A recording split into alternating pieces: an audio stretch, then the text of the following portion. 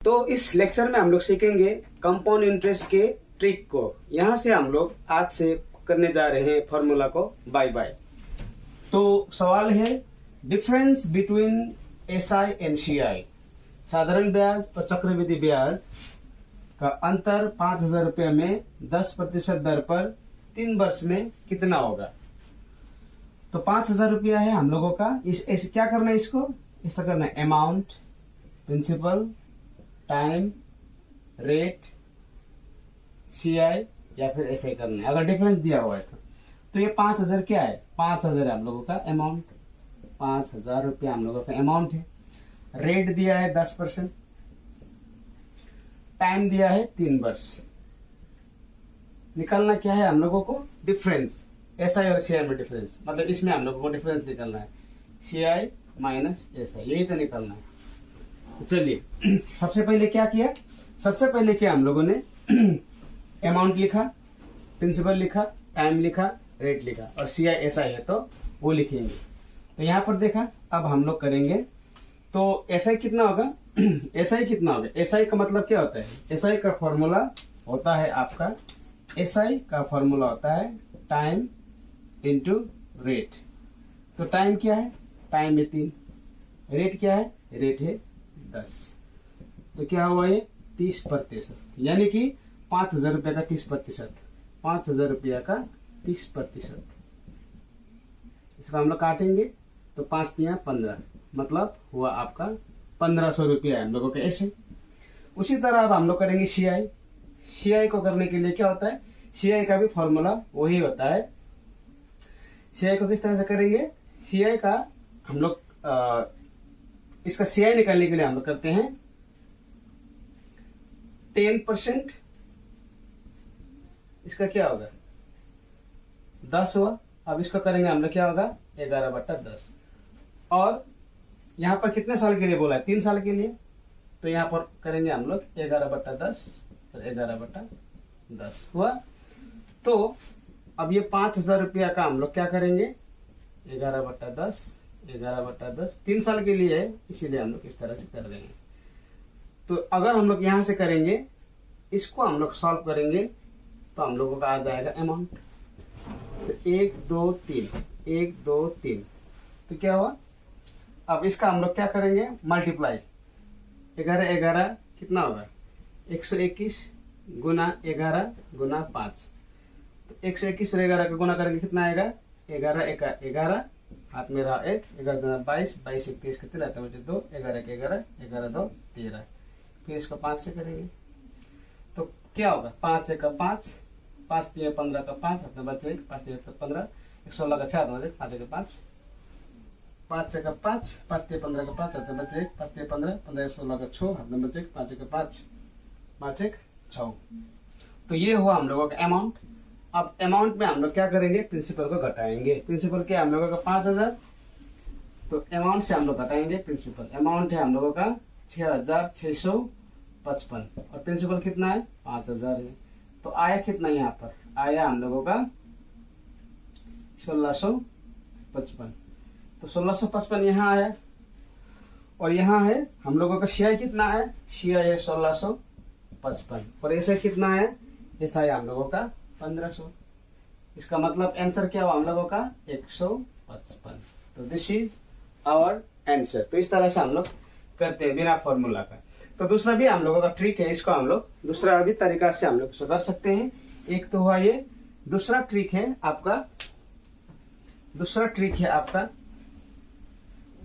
दूसरा trick direct क्या करना है आपको, डायरेक्ट करना है आपका, जैसे कि एसआई को हुआ तो सीआई का क्या करना है, 5,000 रुपया का 10% से, 10% से हम लोगों को निकालना है, सीआई निकालना है। तो क्या करना है इसको 33.1 और इसका यहाँ पर आएगा हम लोगों का 0, ये 0 गया, ये 0 गया, ये 0 गया, ये 0 गया, 5 1 5, 30 15 1600, 8 बचे 5 15 15 100।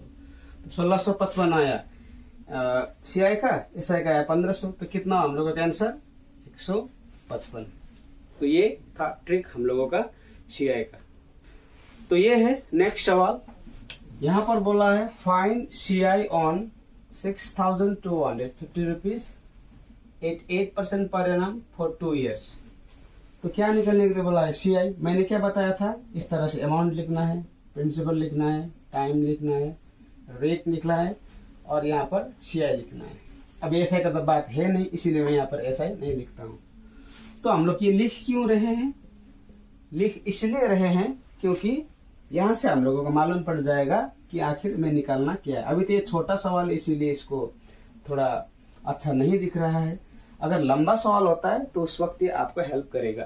तो चलिए, तो 6250 रुपया हम लोगों का प्रिंसिपल, और यहाँ पर रेट है 8% और टाइम है हमारा 2 वर्ष।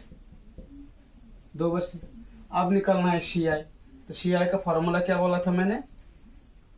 यहाँ पर करना है आपको 8% 2 साल में कितना होता है? 8% 2 साल में होता है 16.64। अब ये कैसे हो रहा है, मैं इसका चार्ट यहाँ पर दूंगा, या तो आप इस तरह से समझिए। आप ये 8% है, 8% पहले साल का तो 8% होगा, क्योंकि पहला जो है आपका CI हो SI बराबर होगा। अब नेक्स्ट में जब जाएंगे तो 8 का 8% निकलना पड़ेगा आपको, 8 का 8%। तो ये 8% हुआ प्लस 8 8 64, तो 0.64 हुआ। उसके बाद फिर यहाँ पर आएगा आपका 8%, तो कितना हुआ? 16.64। तो इस तरह से हम लोग निकालते हैं। मैं डायरेक्ट यहाँ पर चार्ट दे दूंगा, आप उसको देखकर याद कर सकते हो। तो हम लोग CI निकालेंगे, तो 6250 का मुझे निकालना है इतना प्रतिशत, तो वही तो CI होगा। रुपया का 16.64, 6250 का 16.64 परसेंटेज निकलना है। तो 100 होगा और इसके बदले में 1 और 1 2, तो 1 2 लगाना पड़ेगा। उसके बाद ये गया 0, ये गया 0। 25 से इसको 4 बार जाएगा, 25 से इसको 25 बार जाएगा, 4 से इसको जाएगा 4 4 16, 4 1 4, 4 6 24, इतना बार जाएगा। यहाँ पर 10 है तो 5 दूने 10, 5 5 25। फिर 2 से इसको काटिए, 2 दूने 4, 2 8 16। तो 208 गुना 5, 5 8 40, 5 दूने 10।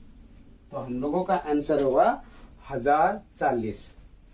तो इस तरह से हम लोग इसको बहुत ही आसान से निकाल सकते हैं। तो इसका वो थोड़ा लंबा प्रोसेस भी किस तरह से करेंगे वो तो फॉर्मूला आपको मालूम है ही। तो हम लोग अब बढ़ते हैं नेक्स्ट सवाल में। नेक्स्ट सवाल ये है, find compound interest on 5000 rupees at 12% per annum for 1 year compounded half yearly. मतलब यहाँ पर बोला है हाफ ईयरली, मतलब 6 मंथ्स करके अगर 12% रेट है तो 5000 रुपया का 1 वर्ष में कितना चक्रवृद्धि ब्याज होगा। तो यहाँ पर क्या है हम लोगों का? प्रिंसिपल है 5000 रुपया, टाइम दिया है 1 साल, रेट दिया है 12%, निकलना है ये। लेकिन यहाँ पर क्या बोला है? ये हाफ ईयरली है, ध्यान में रखना। हाफ ईयरली का थोड़ा दूसरा फॉर्मूला होता है, 6 माही करके है। तो जब भी इस तरह का हाफ ईयरली आता है ना, हाफ ईयरली आता है, तो हाफ मतलब कितना होता है?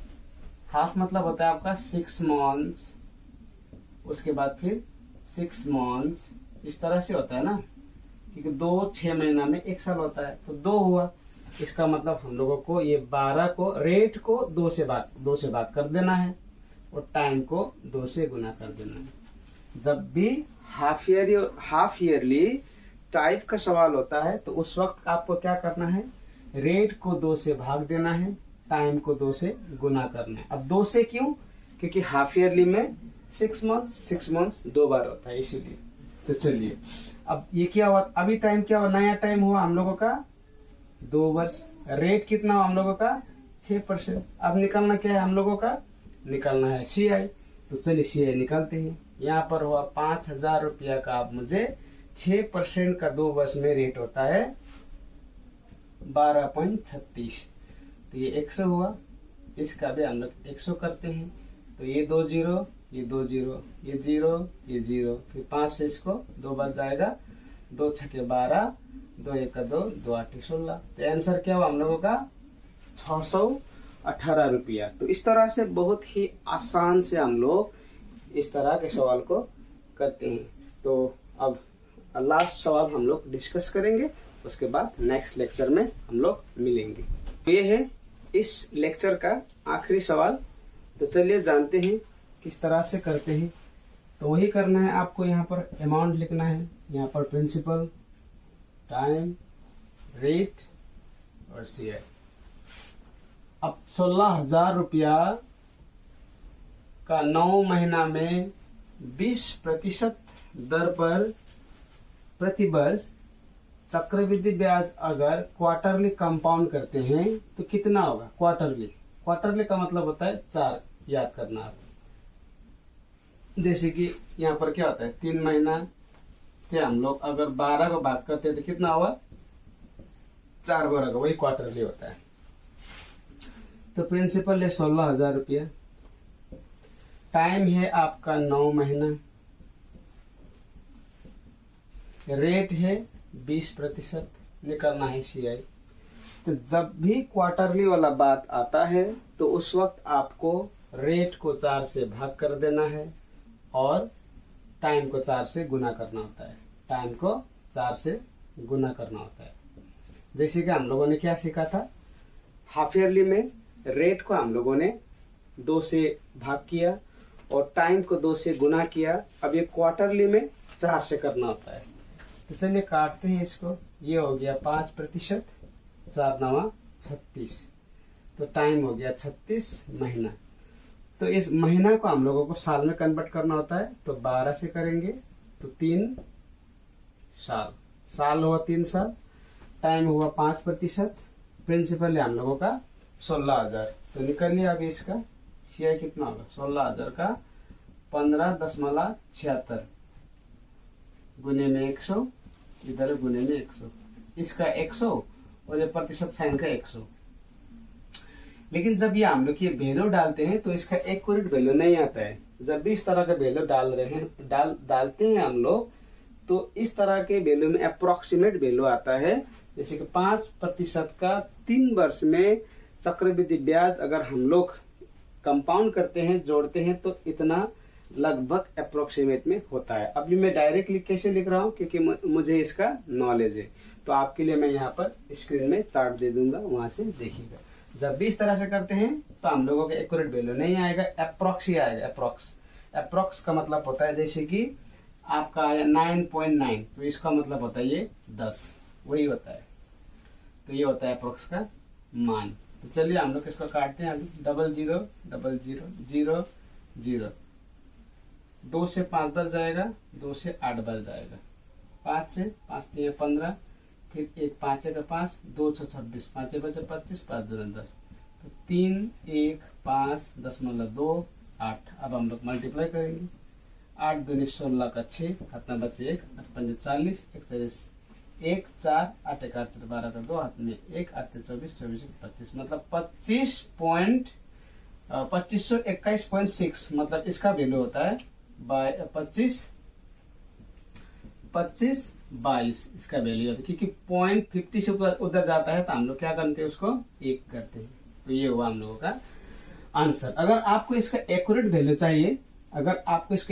चाहिए, तो इसका दूसरा भी तरीका है। अब दूसरा तरीका क्या है? दूसरा तरीका है आपका क्या करना है, 16,000 का सबसे पहला हम लोग को टाइम तो मिला है 3 साल, 3 वर्ष में क्या करना है, 5% का रेट निकालना है। तो 16,000 का पहला क्या होगा 5% दर में? 16,000 का 5% रेट में कितना आएगा हम लोगों का? पहला साल आएगा 800 रुपया। ये हुआ हम लोगों का CI पहला साल का। अब दूसरा साल में क्या होगा, फिर 800 तो होगा ही होगा, 800 का फिर हम लोगों का 5%, मतलब कितना आएगा, 800 का 5%, ये 0000 मतलब 40। तो टोटल कितना हुआ 840। अब थर्ड में क्या आएगा, फिर थर्ड में फिर आएगा 840 का प्लस 840 का हम लोगों को 5% निकालना होता है। तो करिए इसका, ये जाएगा 5 से 2 बार जाएगा, 2 4 8, 2 3 4, मतलब पहला साल कितना आया, पहला साल आया 800, दूसरा साल कितना आया 800 और 40, 840 हुआ। तीसरा साल कितना आया 840 और 42, कितना होगा 882 आया यहाँ पर। अब जोड़िए 2 2 25। तो इसका मतलब ये हुआ इसका मतलब ये हुआ कि इसी मैथ्स को हम लोग इस मेथड से भी कर सकते हैं। सिर्फ आपका कंसेप्ट क्लियर होना पड़ेगा, आप इसको अलग अलग तरीके से कर सकते हैं। तो ये था आज के इस लेक्चर का अंतिम वीडियो। तो लाइक, शेयर, सब्सक्राइब जरूर कीजिएगा। इसी तरह के इंटरेस्टिंग ट्रिक और सवालों को लेकर मैं अपने चैनल में आता हूँ। Thank you very much.